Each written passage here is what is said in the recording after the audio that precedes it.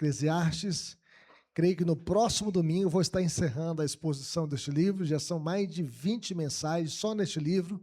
E hoje eu vou falar sobre entre a luz do sol e o pó da terra. É o texto que nós estaremos lendo em Eclesiastes capítulo 11, versos 7 até o 12, 7. Abra sua Bíblia nesse texto para que possamos lê-lo com muita alegria no nosso coração. E eu convido os irmãos a se colocar em pé mais uma vez. Eu sei que os irmãos já terminaram de assentar. E nós estaremos lendo esse texto juntos para a nossa edificação. Convido você que está em casa também, para que possa acompanhar a leitura com fé e esperança.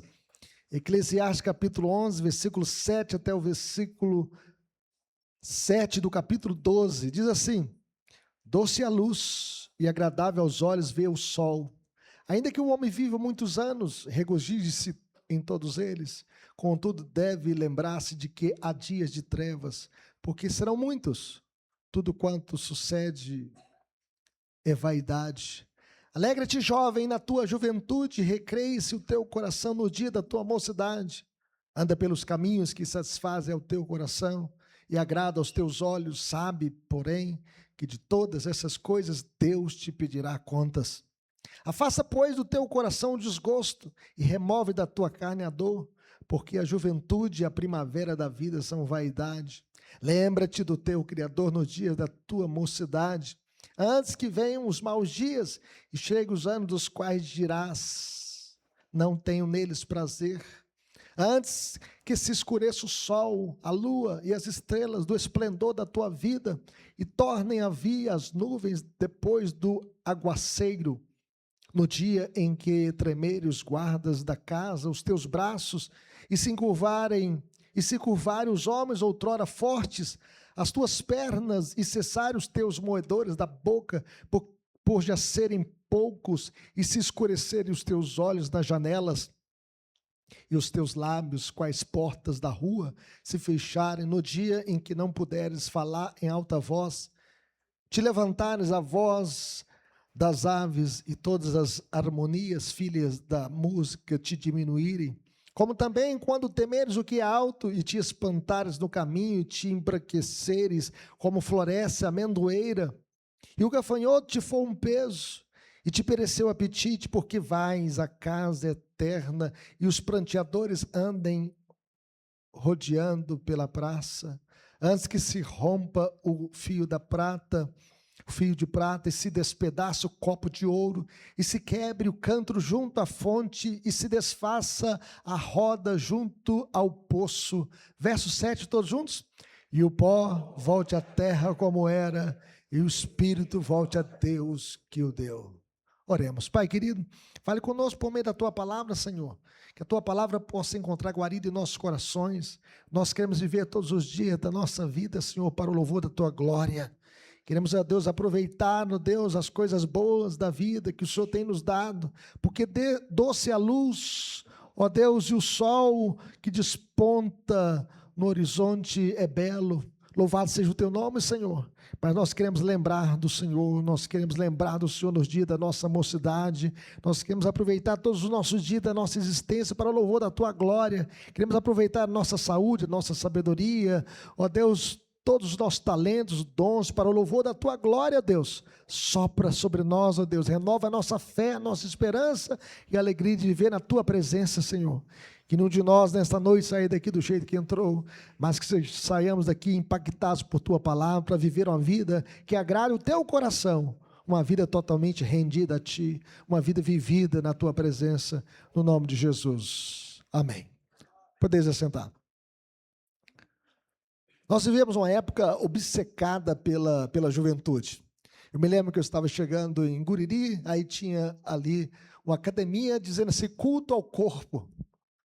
Embora que muitas academias não tenham ali o culto ao corpo, mas muitos vão ali por causa do culto ao corpo. Não apenas por causa da saúde, mas para cultuar o corpo, para postar a foto na internet, mostrando a sua exuberância dos seus músculos. A sociedade, meus irmãos, tenta esconder a velhice, atrasar o envelhecimento e negar a morte. Por exemplo, nós podemos ver o Botox, Muitas pessoas, então, usam o Botox para apagar as rugas de expressão da testa, os pés de galinha. O preenchimento facial, o preenchimento labial, tem gente que fica com os lábios dessa grossura assim, né?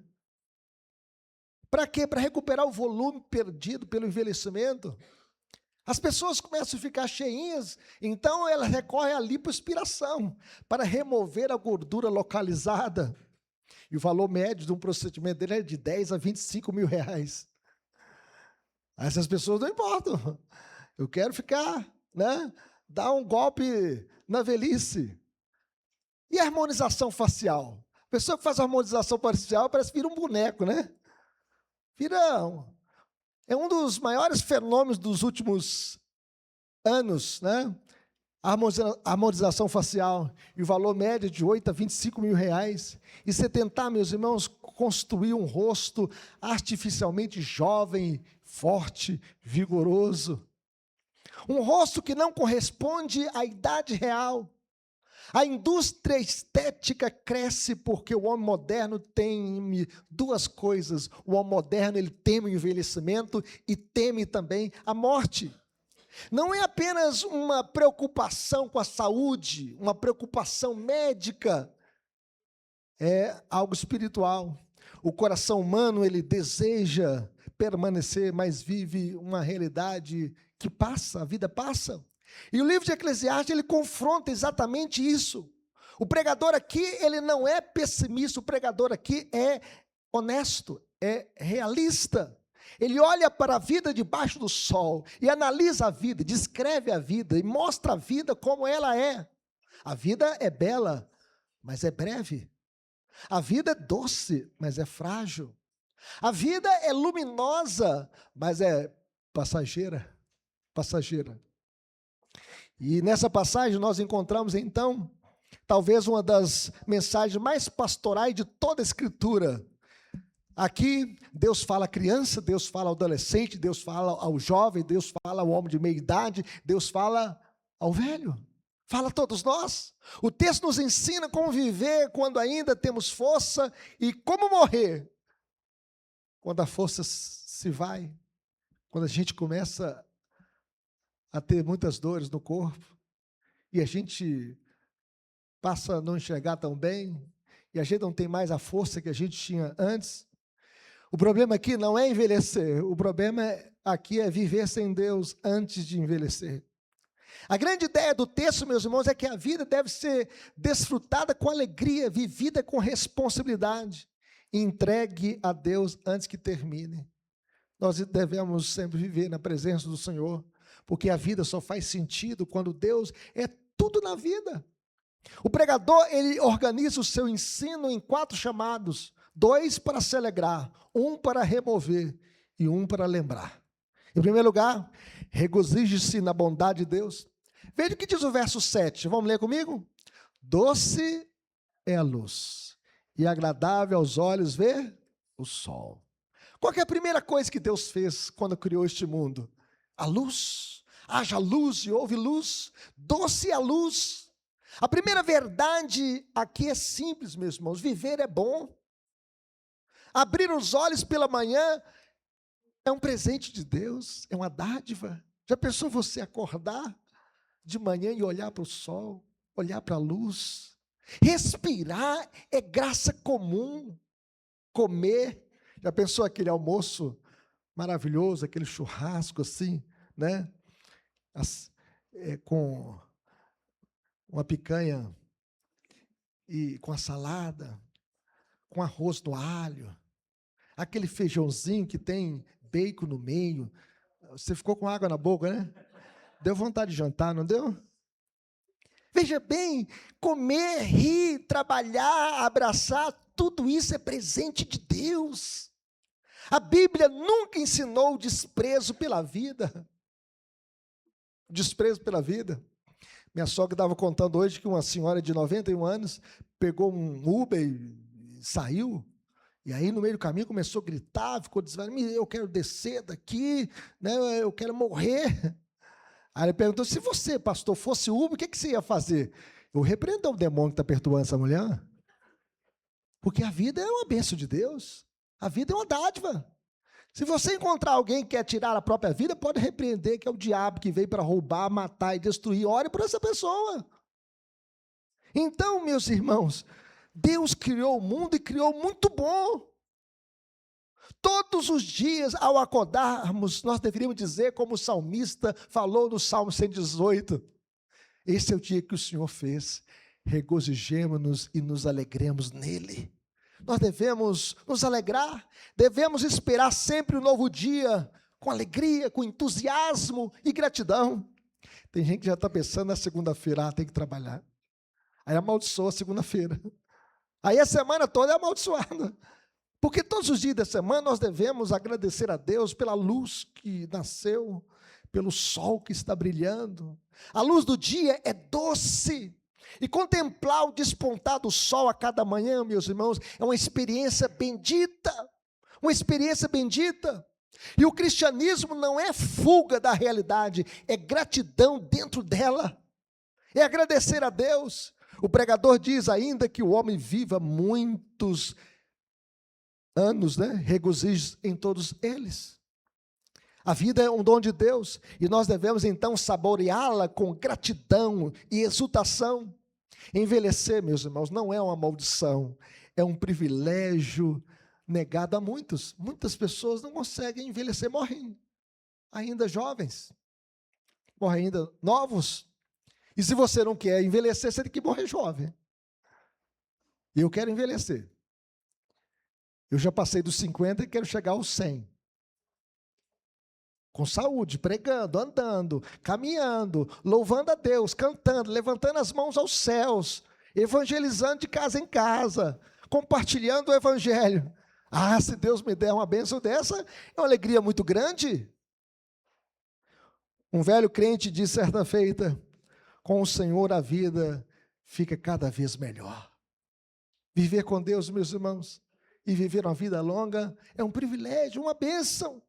Para o crente fiel, uma vida longa é uma bênção. O Senhor promete para aqueles que habitam no esconderijo do Altíssimo, aquele que habita no esconderijo do Altíssimo e descansa à sombra do Onipotente. Sabe o que o salmista registra lá no final? Saciá-lo-ei com longevidade e lhe mostrarei a minha salvação. É Deus quem pode dar longevidade. E que você possa ter uma vida longa para vivê-la na presença de Deus e para a glória de Deus. Mas, imediatamente vem o equilíbrio, meus irmãos. Contudo, deve lembrar-se de que há dia de trevas, porque serão muitos. E aqui está o realismo bíblico. Haverá luto, a perda de um ente querido, enfermidades, despedidas. Isso aqui não é contradição. É sabedoria. Como é que nós devemos viver a vida? Embora a vida seja bela e deva ser celebrada com entusiasmo, traz também em sua bagagem dias de trevas, dias difíceis, dias de dores, dias de despedidas. Nós temos anos de alegria, mas temos dias também de tristezas. E nós devemos viver com sabedoria em ambos esses dias, os dias de tristeza e os dias de alegria. Mas a segunda coisa que nós aprendemos nesse texto, meus irmãos, é que o Senhor fala com a juventude. Alegre-se na juventude, mas com responsabilidade. Veja o que diz o verso 9, vamos ler juntos comigo? Alegra-te, jovem, na tua juventude, e recreia-se o teu coração nos dias da tua mocidade. Anda pelos caminhos que satisfazem ao teu coração, e agrada aos teus olhos. Sabe, porém, que de todas essas coisas Deus te pedirá contas. Alegra-te, jovem. Nesses dias de carnavais, pelo Brasil afora, carnaval uma festa pagã, uma festa do mal, uma festa de Satanás, uma festa que destrói valores, que destrói família, uma festa onde propaga-se o vírus da AIDS, onde se propaga ideologias, canções mundanas. O texto está dizendo, alegra-te, jovem, na tua juventude, recreia-se o teu coração nos dias da tua mocidade, anda pelos caminhos que satisfazem o teu coração, agrada aos teus olhos, sabe, porém, que de todas essas coisas Deus te pedirá conta. A Bíblia, meus irmãos, não condena a alegria do jovem. A juventude é a fase beleza, da força, do vigor, da coragem, do encantamento com a vida. Deus não é inimigo da felicidade. Ele deu energia, sonhos, força e esperança ao jovem. Mas a alegria recomendada aqui por Salomão não é a alegria do carnaval, não é alegria mundana, porque tudo que há no mundo, a cobiça da carne, a cobiça dos olhos, a soberba da vida, o mundo passa, bem como a sua concupiscência, mas aquele que faz a vontade de Deus permanece eternamente. O jovem não tem licença para pecar, porque a alegria do pecado é uma cilada, uma farsa, uma mentira, um engodo. O pecado é um embuste, o pecado engana, o pecado promete prazer, mas traz desgosto, promete liberdade, mas escraviza. Quantas pessoas são escravas das drogas, da maconha, da cocaína, do álcool, das orgias, das baladas. O pecado promete vida, mas mata, porque o salário do pecado é a morte. Por isso Salomão diz, sabe, porém, que de todas essas coisas Deus te pedirá contas. Há uma prestação de contas a dar, há um juízo final a encarar, há uma retribuição tanto para o bem quanto para o mal. Deus há de julgar as nossas palavras, as nossas obras, as nossas omissões e até mesmo os nossos pensamentos e desejos. Por isso nós devemos crucificar a nossa carne e devemos andar no Espírito. Porque o fruto do Espírito é amor, alegria, paz, longanimidade, benignidade, bondade, fidelidade, mansidão, domínio próprio. E contra essas coisas não há lei. Nada escapa, meus irmãos, ao olhar investigativo de Deus. Deus a tudo conhece e a tudo sonda. Portanto, seja um bom mordomo, seja um bom servo do seu corpo. Use o seu corpo para a glória de Deus. O nosso corpo é templo do Espírito Santo.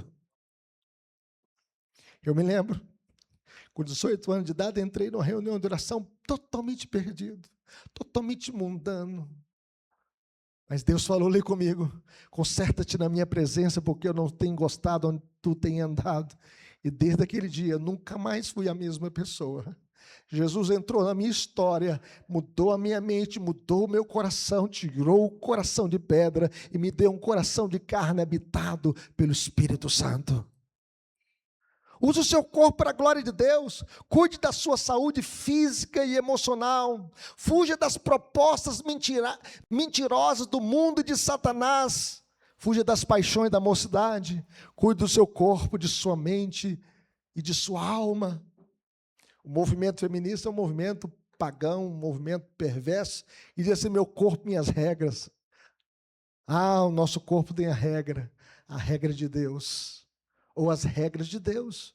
O nosso corpo é templo do Espírito Santo. O nosso corpo não foi feito para viver nas orgias, nas noitadas, nas baladas, nos carnavais. O nosso corpo foi feito para glorificar a Deus e exaltá-lo de todo o nosso coração. Por isso, meus irmãos, o texto diz para nós, remova o mal do coração. Veja o que diz o verso 10. Vamos ler comigo? Vai aparecer aí na tela, vamos ler juntos? Afasta, pois, do teu coração o desgosto e remove da tua carne a dor, porque a juventude e a primavera da vida são vaidade. O coração, meus irmãos, é enganoso. O coração muitas vezes pende para o mal. E nós devemos pedir ao Senhor, Senhor, cura o meu coração. Ajude-me a tirar do meu coração tudo aquilo que me atrapalha na minha comunhão com o Senhor. Por isso o texto diz, afasta do teu coração o desgosto e remove da tua carne a dor. Aqui o pregador trata do presente psicológico e físico. Ele não está mandando negar o sofrimento, mas combater a amargura, o ressentimento. O ressentimento é o veneno que a gente toma esperando que outro possa morrer. Maior sofrimento aqui não é a dor, é a amargura, o ressentimento, o ódio, a intriga, as brigas, as confusões. O coração pode envelhecer antes do corpo. Tem gente que já tem o seu coração velho, machucado, ferido, ranziza. Há muitos desgostos e dores que afligem a nossa vida, quer no aspecto físico, emocional, moral e espiritual. Afaste do teu coração o desgosto. O jovem deve afastar-se de más companhias, deve fugir das paixões da mocidade, ausentar-se dos lugares tentadores que servem de laço para os seus pés. Corra, corra, não caia no laço de Satanás, corra, afasta do seu coração o desgosto. Eu conheci um jovem, ele, na sua juventude, inconsequente, irresponsável, ele teve uma noite de prazer, uma noite, e ele voltou com o vírus do HIV. Eu conheci esse jovem, visitei a sua casa, preguei o evangelho, e a enfermidade já estava tão avançada do seu corpo que ele já estava numa cadeira de roda. Eu não sei qual foi o fim da vida dele, mas eu falei com ele: olha, só Jesus para te salvar, te libertar e perdoar o seu pecado. Ele estava arrependido do erro que ele tinha cometido. Perdeu a sua jovem esposa, perdeu o contato com seus filhos, e morava sozinho numa casa pequena, cadeirante, por causa de alguns minutos de prazer. Pegou o vírus do HIV. Quantas pessoas estão sofrendo a consequência dos seus erros, dos seus pecados? Segundo Warren Wiersbe, a melhor maneira de experimentar a felicidade na vida adulta e o contentamento na velhice é começar logo cedo na vida e evitar as coisas que causarão problemas no futuro. Problema no futuro. Em Taubim, nós visitamos um jovem, ele também, sem medir as consequências, pulou da ponte no rio Jequitinhonha, não mediu a água que estava ali por baixo e tinha um banco de areia. Ele ficou tetraplégico, ele só mexia os seus olhos. Ele estava tão aflito da vida, porque com 18 anos de idade estava numa cama, não tinha mais vigor, não podia mais passear, não podia mais nadar, não podia mais ir para as festas. E ele então pediu para o seu pai: pai, atira no meu ouvido, eu sei que o senhor tem um revólver aqui. Ele não tinha forças para movimentar o seu braço. E seu pai, chorando, uma vez chegou até a pegar o revólver para dar um fim à vida do seu próprio filho, a pedido dele, mas ele não conseguiu, não fez. O desespero, meus irmãos. Os jovens que cuidam da mente e do corpo, que evitam os pecados destrutivos da carne e que constroem bons hábitos de saúde e de santidade, têm mais chance de ser felizes na vida adulta do que aqueles que se entregam às loucuras da juventude e depois oram pedindo para não sofrer as consequências. Devemos cuidar da nossa saúde agora e andar com Deus, para que a gente não possa sofrer do futuro, porque a juventude e a primavera da vida são vaidade. A juventude é bela, mas é efêmera, é fugaz, passa e passa muito rápido. Por isso Deus nos convida a viver a nossa juventude na presença dEle, fugindo das paixões da mocidade e vivendo na presença de Deus, usufruindo de todas as bênçãos que Deus tem nos dado, porque a vida só faz sentido vivida na presença de Cristo Jesus. Mas finalmente, o texto mostra para nós: lembre-se do Criador antes da velhice e da morte. Veja o que diz esse texto. Esse texto mostra para nós, meus irmãos, o que significa viver. Não é apenas lembrar intelectualmente, é viver para Deus. O texto começa a dizer: lembra-te do teu Criador nos dias da tua mocidade. O pregador descreve poeticamente o envelhecimento. Ele começa dizendo: lembra-te do teu Criador nos dias da tua mocidade, antes que venham os maus dias e cheguem os anos dos quais dirás: não tenho neles prazer. Antes que se escureça o sol, a lua e as estrelas do esplendor da tua vida, e torne a vir as nuvens debaixo do aguaceiro, no dia em que tremer os guardas da casa, os teus braços, e se curvarem os homens outrora fortes, as tuas pernas, e cessarem os teus moedores da boca, por já serem poucos, e se escurecer adormecerem os teus olhos nas janelas, e os teus lábios quais portas da rua se fecharem, no dia em que não puderes falar em alta voz, te levantares a voz das aves, e todas as harmonias, filhas da música, te diminuírem, como também quando temeres o que é alto, e te espantares no caminho, te embraqueceres como floresta amendoeira, e o gafanhoto te for um peso, te perecer o apetite, porque vais à casa eterna, e os prandeadores andam rodeando pela praça, antes que se rompa o fio da prata, e se despedace o copo de ouro, e se quebre o cântaro junto à fonte, e se desfaça a roda junto ao poço, e o pó volte à terra como era, e o espírito volte a Deus que o deu. Esse texto, meus irmãos, é um poema. Esse texto mostra para nós os guardas da casa. Quem são os guardas da casa aqui? São os nossos braços, que na velhice ficam debilitados, as mãos ficam trêmulas.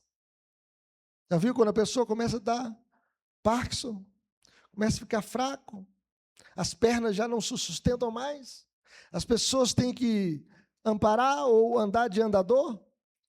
Homens fortes, nossas pernas, joelhos e ombros enfraquecem e andamos encurvados.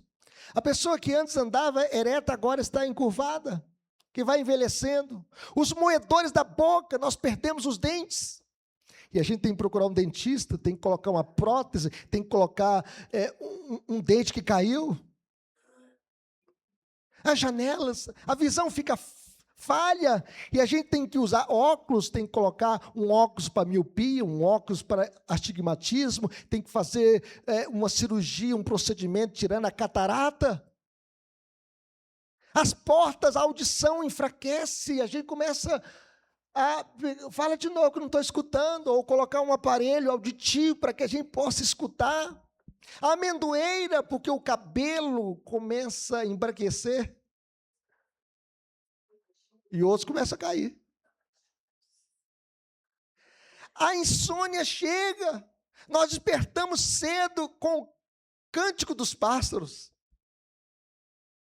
O medo aumenta, nós sentimos pavor da altura, a gente chega ali na frente da igreja, não, está alta, a gente começa a ter medo da altura. Perdemos o apetite, não temos mesmo o apetite de antes.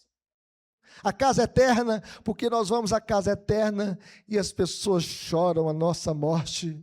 E finalmente o pó volte à terra como era e o espírito volte a Deus que o deu. A nossa vida aqui neste mundo, meus irmãos, é como a casa alugada. E a morte significa que nós temos que entregar as chaves da casa ao dono da casa. O pó volte à terra, como era, o Espírito volte a Deus que o deu. E aqui Eclesiastes aponta para o Evangelho, meus irmãos. O pó da terra é consequência do pecado. O pecado atingiu a todos nós. Por um só homem entrou o pecado no mundo, pelo pecado da morte. A morte passou a todos os homens, porque todos pecaram.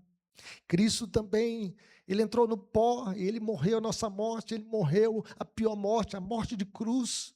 O Salmo 22:15 diz que me deitas no pó da morte. E Jesus então se entregou naquela cruz por nossos pecados. Ele morreu para que a morte não fosse o nosso fim. E nele nós podemos ter uma esperança além desta vida. Um dia todos nós iremos enfrentar a realidade da morte. E o problema não é morrer, o problema é não estar preparado para morrer. Por isso Paulo chega a dizer o seguinte: sabemos se a nossa casa terrestre deste tabernáculo se desfizer. Ele está mostrando que o nosso corpo é esse tabernáculo, esta tenda, esta morada, que um dia esse templo, ou melhor, esta casa vai se desfazer. E nós temos da parte de Deus um edifício, casa não feita por mãos, eterna nos céus. Deus tem preparado, meus irmãos, para o seu povo um novo corpo. Em outras palavras, quando morrermos e deixarmos este corpo, nós teremos um maravilhoso corpo novo no céu. Um lar será nosso para todo sempre, feito por nós, pelo próprio Deus, não por mãos humanas. Essa nova casa é o corpo da ressurreição de todos aqueles que creem em Jesus. Assim como Jesus morreu a nossa morte, foi sepultado, mas no terceiro dia ressuscitou, a ressurreição de Jesus é a garantia da nossa ressurreição. A Bíblia diz que os mortos em Cristo ressuscitarão primeiro, e nós, os vivos, seremos transformados no abrir e fechar de olhos. Nós receberemos um novo corpo, um corpo semelhante ao corpo de Jesus. A ressurreição, meus irmãos, transforma Eclesiastes, porque sem Cristo a vida é breve e sem salvação, e sem sentido, sem norte, mas com Cristo a nossa vida é uma vida eterna. Por isso ele diz, quem crê em mim tem a vida eterna. Nós podemos ter uma esperança além desta vida, além do túmulo, além da morte, além do pó, porque nós cremos no Redentor, nós cremos naquele que venceu a morte em nosso lugar. Concluindo, meus irmãos, o pregador não está ensinando aqui pessimismo, ele está ensinando urgência. Você pode ganhar dinheiro, você pode ficar rico, você pode ficar milionário, você pode construir uma carreira profissional, você pode formar uma grande família, uma família numerosa, e ainda assim perder a sua própria alma. Porque o maior erro da vida não é morrer cedo, é viver tarde para Deus, é não se entregar a Deus, é não consertar a sua vida com Deus, porque Jesus fala o seguinte, o que adianta um homem ganhar o mundo inteiro e perder a sua alma? Charles Bridge chega a dizer, muitos lembraram tarde demais, mas ninguém cedo demais. Por isso, desde a eternidade, nós devemos ensinar, Glenda, os nossos filhos no caminho do Senhor, para que eles possam aproveitar toda a sua vida para a glória de Jesus, e não experimentar as drogas, os prazeres deste mundo caído, os carnavais, os bordéis, as noitadas, as baladas, mas que eles possam andar com Jesus. Nós devemos ensinar os nossos filhos nos caminhos do Senhor, e é por isso que nós devemos evangelizar as pessoas que estão na juventude, achando que estão vivendo apenas o aqui e agora, comamos e bebamos que amanhã morreremos, achando que não vão prestar contas diante de Deus por aquilo que estão fazendo. Nós devemos pregar também para a nossa juventude. Os jovens aqui devem pregar para outros jovens, os homens de meia idade devem pregar para os homens de meia idade, todos nós devemos pregar para todas as pessoas, convidando-os a se renderem aos pés do Senhor. Aplicações finais, meus irmãos, como viveremos? Viva hoje com gratidão. Aproveite as pequenas alegrias como dádivas de Deus. A família. Agradeça a Deus pela sua família, pelo seu casamento, pela sua esposa, pelos seus filhos, pelo seu trabalho, pelo pão de cada dia, pela saúde, pelo alimento, pelas vestes, pela proteção. Cada dia é um presente de Deus. Viva celebrando a vida na presença de Deus. Viva de modo santo. Toda decisão importa eternamente. Pergunte sempre, isso glorifica a Deus? Quer comais, quer bebais, ou façais qualquer outra coisa, fazei tudo para a glória de Deus. Antes de postar uma foto, vídeo ou opinião, pergunte, estou buscando edificar ou chamar a atenção? Estou incentivando a vaidade, sensualidade ou inveja? Isso aproximaria alguém de Cristo ou de mim? Nós devemos, meus irmãos, fazer algumas perguntas. Isso glorifica a Deus? Quando nós estamos nas redes sociais, perguntas úteis sobre as séries, filmes, o que você assiste na sua televisão? Esse conteúdo banaliza o pecado? Estou rindo do que Deus condena? Estou aplaudindo o que Deus não aprova? Estou alimentando desejos pecaminosos no meu coração com essa série, com esse filme, com esta programação na televisão? Antes de comprar algo, você pergunte, Senhor, como eu devo usar o meu dinheiro? Eu preciso disso ou é só para status? Ou eu quero só consumir? Porque o consumista compra o que não precisa com dinheiro que não tem para impressionar quem não conhece. Eu estou sendo bom mordomo dos recursos que Deus me deu? Eu sou generoso na obra de Deus ou sou avarento? Sobre o namoro, Os jovens têm que construir famílias. Eu quero orar a Deus aqui para que nós possamos ter muitos casamentos aqui nessa igreja, muitos jovens casando, construindo família, porque família é um projeto de Deus. Mas se você tem um dom do celibato também, eu respeito, tá bom? Mas não é a regra, não. A regra é o casamento, é uma nova família, um novo lar. E sobre o seu namoro, esse relacionamento me aproxima, me afasta de Deus. E nós devemos fazer essas perguntas. Isso glorifica a Deus? Eu estou casando no Senhor ou estou casando com o filho de Satanás? Tem crente que às vezes vai casar com uma pessoa que é filho de Satanás, não vai dar certo, meus irmãos. É bancarrota do casamento anunciada. E nós devemos orar pela família, para que possamos construir lares fortes, porque famílias fortes, igrejas fortes. E finalmente, conviveremos, entregue a sua vida a Cristo agora. Se você ainda não fez, faça hoje. Se você já fez, renove os seus votos diante do Senhor. Não espere a velhice. O melhor tempo para converter-se, meus irmãos, não é antes de morrer, é antes de endurecer o coração. Vocês já ouviram a história do depois eu penso em Deus? Depois eu penso em Deus. Quando criança, cedo demais para pensar em Deus. Essa criança está muito novinha para pensar em Deus.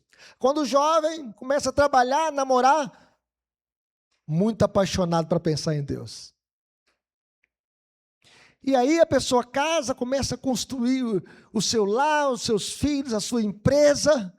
A pessoa fala assim, estou muito ocupado para pensar em Deus. Aí fica velha, cansada, a pessoa pensa, estou muito cansado para pensar em Deus.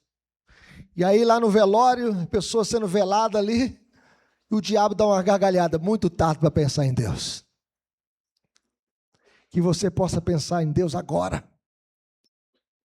As crianças, os jovens, os homens de meia idade, os velhos, porque hoje você está entre a luz do sol e o pó da terra.